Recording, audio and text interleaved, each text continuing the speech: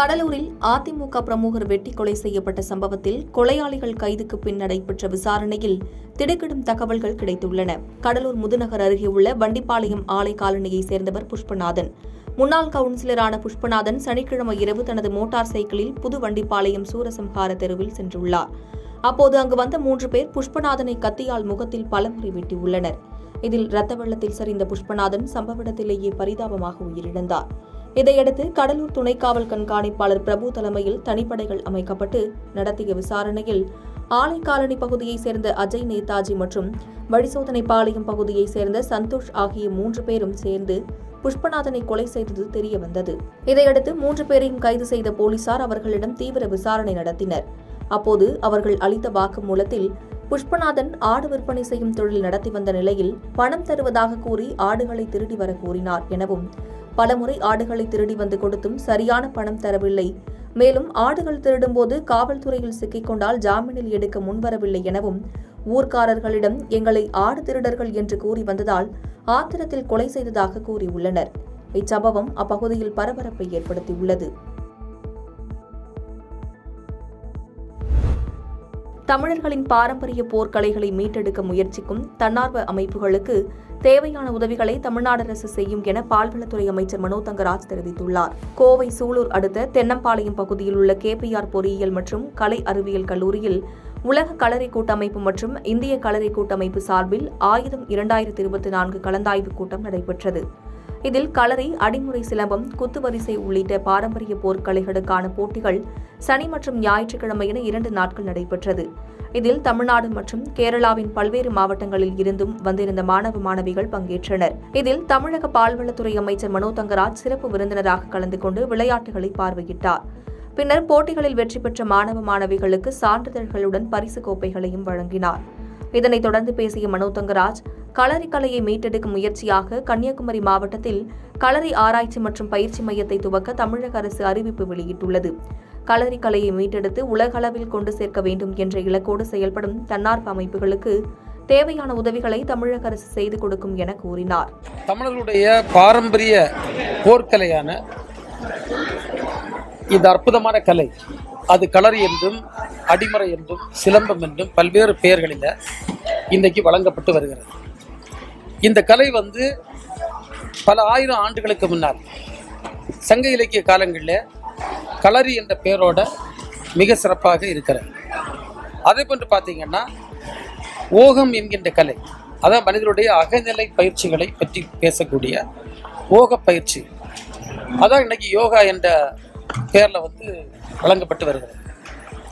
இந்த அகநிலை பயிற்சிகள் அல்லது ஓகம் என்று சொல்லுகின்ற கலையும் இந்த புறம்பான உடல் ரீதியான இந்த போர்க்கலையும் ஒரு மிக சிறப்பு மிக்க கலைகளாக தமிழர் பாரம்பரிய கலைகளாக இருந்து வந்திருக்கிறது.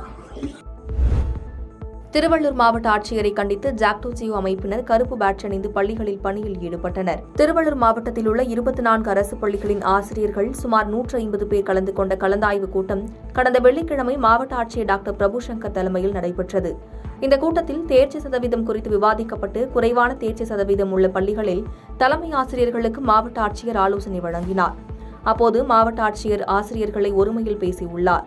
இதனால் மாவட்ட ஆட்சியரை கண்டித்து ஜாக்டோ ஜியோ கூட்டமைப்பு ஆசிரியர்கள் இன்று முதல் வரும் வெள்ளிக்கிழமை வரை கருப்பு பேட்ஜ் அணிந்து ஆசிரியர் பணியை மேற்கொள்ள உள்ளதாகவும், அடுத்த கட்ட ஆர்ப்பாட்டங்கள் குறித்து பின்னர் அறிவிப்பு வெளியிடப்படும் எனவும் ஜாக்டோ ஜியோ மாநில ஒருங்கிணைப்பாளர் கூறியுள்ளார்.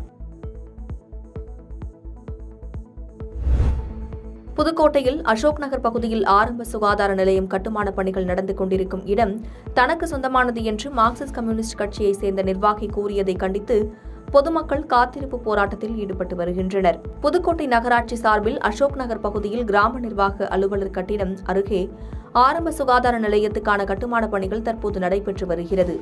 இந்த ஆரம்ப சுகாதார நிலையம் கட்டப்படும் இடம் தனக்கு சொந்தமானது என்றும் தான் பட்டா வைத்திருப்பதாகவும் மார்க்சிஸ்ட் கம்யூனிஸ்ட் கட்சியைச் சேர்ந்த நிர்வாகியான ஜியாவுதீன் என்பவர் கட்டுமான பணியை நிறுத்தியுள்ளார்.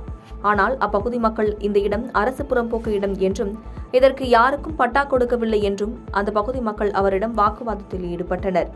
இந்த நிலையில் இன்று காலை அசோக் நகர் பகுதியைச் சேர்ந்த 300க்கும் மேற்பட்ட பொதுமக்கள் மார்க்சிஸ்ட் கம்யூனிஸ்ட் கட்சி நிர்வாகியை கண்டித்தும் அரசு புறப்போக்கு இடத்தில் பட்டா கொடுத்திருந்தால் அந்த பட்டாவை ரத்து செய்து ஆரம்ப சுகாதார நிலையம் கட்டப்பட வேண்டும் என்றும் கூறி காத்திருப்பு போராட்டத்தில் ஈடுபட்டு வருகின்றனர்.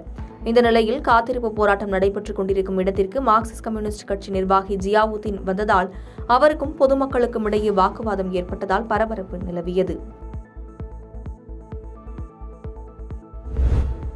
விடுமுறை வேண்டும் என்பதற்காக வழக்கறிஞர்கள் போராடலாமா எனவும் வழக்கறிஞர்கள் போராட்டத்தில் ஈடுபடுவது வன்மையாக கண்டிக்கத்தக்கது எனவும் பாஜக மூத்த தலைவர் எச். ராஜா திருவாரூரில் பேட்டியளித்துள்ளார். திருவாரூர் நாகை புறவழிச்சாலையில் உள்ள தனியார் கூட்டரங்கில் பாரதிய ஜனதா கட்சியின் சட்டமன்ற தொகுதிகளுக்கான நடந்து முடிந்த நாடாளுமன்ற தேர்தல் குறித்த ஆய்வுக் கூட்டம் இன்று பாஜக மூத்த தலைவர் எச். ராஜா தலைமையில் நடைபெற்றது. இந்த கூட்டத்தில் திருவாரூர், நன்னிலம், திருத்துறைப்பூண்டி உள்ளிட்ட சட்டமன்ற தொகுதியில் இருந்து மாநில, மாவட்ட, நகர, ஒன்றிய சார்பு அணி நிர்வாகிகள் கலந்து கொண்டனர். இந்த ஆய்வுக் கூட்டத்திற்கு முன்பு செய்தியாளர்களை சந்தித்த பாஜக மூத்த தலைவர் எச். ராஜா சட்டமன்றத்தில் எதிர்க்கட்சிகளே இருக்கக்கூடாது என மு.க. ஸ்டாலின் நினைப்பதாக கூறினார். மேலும் சட்டமன்றத்தில் இருந்து எதிர்க்கட்சியினரை வெளியேற்றுவது வன்மையாக கண்டிக்கத்தக்கது என்று கூறினார். புதிய குற்றவியல் சட்டத்திற்கு வழக்கறிஞர்கள் போராடி வருவதை கண்டிப்பதாகவும் கூறினார். இவ்வளவு மோசமான ஒரு ஆட்சியை தந்து கொண்டிருப்பவர் சட்டமன்றத்தில் எதிர்க்கட்சிகளே இருக்கக்கூடாதுன்னு நினைக்கிறார். நான் கேட்கிறேன், பாராளுமன்றத்தில் இதே மாதிரியா அங்கு தகராறு பண்ணிக்கிட்டு இருக்கிற இந்தி கூட்டணி உறுப்பினர்களை எல்லாம் வெளியேற்றி விட்டு சபை நடத்துறோமா? இல்லை. நீங்க எப்படி வெளியேற்றுவீங்க? அவ்வளவு சர்வாதிகார மனப்பான்மை இல்லைன்னா எமர்ஜென்சி ஆதரிச்சு பேசுவீங்களா என்ன? பாதகம் செய்பவரை கண்டால் நாம் பயங்கொள்ளலாகாது பாப்பா, மோதி மிதித்து விடு பாப்பா, அவர் முகத்தில் உமிழ்ந்து விடு பாப்பா. அண்மை செய்திகளை உடனுக்குடன் தெரிந்து கொள்ள இணைந்திருங்கள் இயம்நாடு தொலைக்காட்சியுடன்.